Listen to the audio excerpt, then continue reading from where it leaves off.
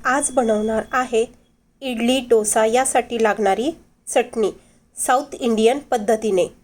पॅनमध्ये अर्धा चमचा तेल घातलेला आहे।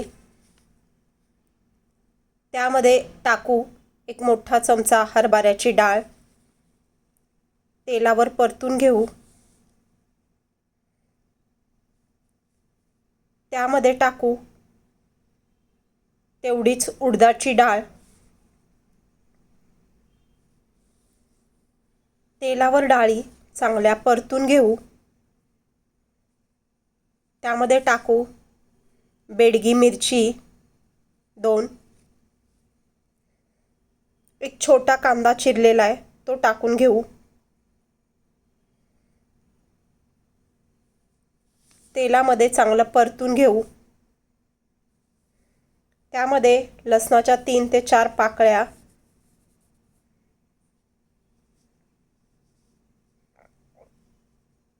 एक टोमॅटो चिरून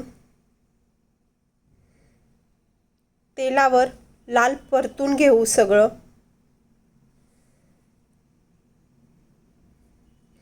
मिक्सरमध्ये बारीक करू। चवीपुरतं मीठ, 1 चमचा चिंच मिक्सरमध्ये बारीक करून घेऊ। पुन्हा त्यामध्ये पाणी घालून चांगली पेस्ट तयार करून घेऊ। तयार झालेली पेस्ट काढून घेऊ।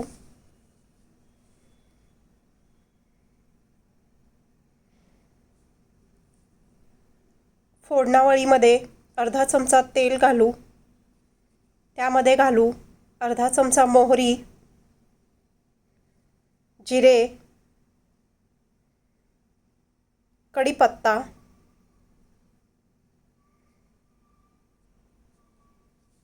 लाल मिरची। फोडणी हलवून घेऊ। तयार फोडणी पेस्टवर टाकून घेऊ। पुन्हा हलवून घेऊ। तयार आहे आपली टोमॅटोची चटणी। इडली किंवा डोशा बरोबर छान लागते, तुम्हीही करा।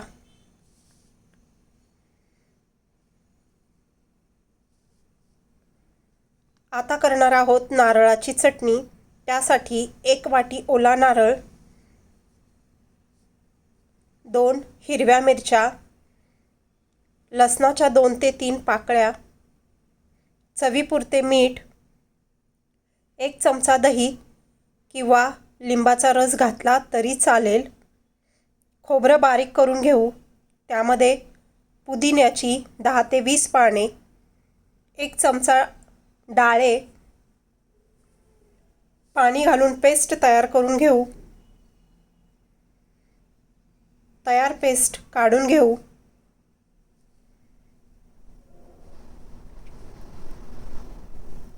अर्धा चमचा तेल, मोहरी,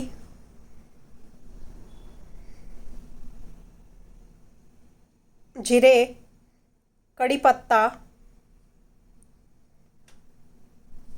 मिरची। तयार फोडणी खोबऱ्याच्या चटणीवर टाकून घेऊ। चटणी हलवून घेऊ।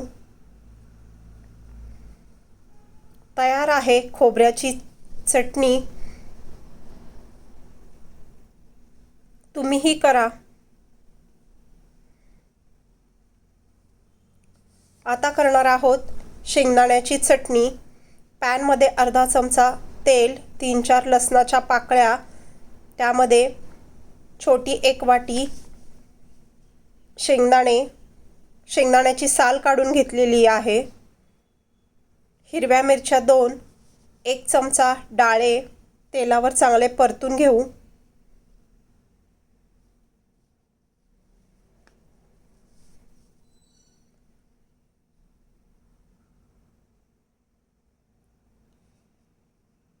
मिक्सरवर बारीक पेस्ट करून घेऊ। त्यामध्ये घालू 1 चमचा चिंच, चवीपुरते मीठ, पाणी घालून चांगली पेस्ट बारीक करून घेऊ। तयार पेस्ट काढू। फोडणीसाठी तेल,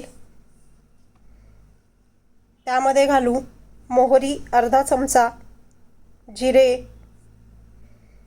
इथे हिरवी मिरची बारीक करून घेतली आहे, कढीपत्ता, तयार फोडणी चटणीवर टाकून घेऊ।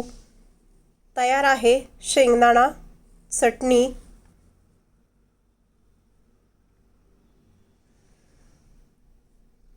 फोडणी हलवून घेऊ।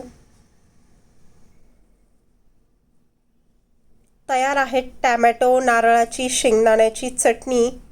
व्हिडिओ आवडला असेल तर लाईक, शेअर आणि सबस्क्राईब करा।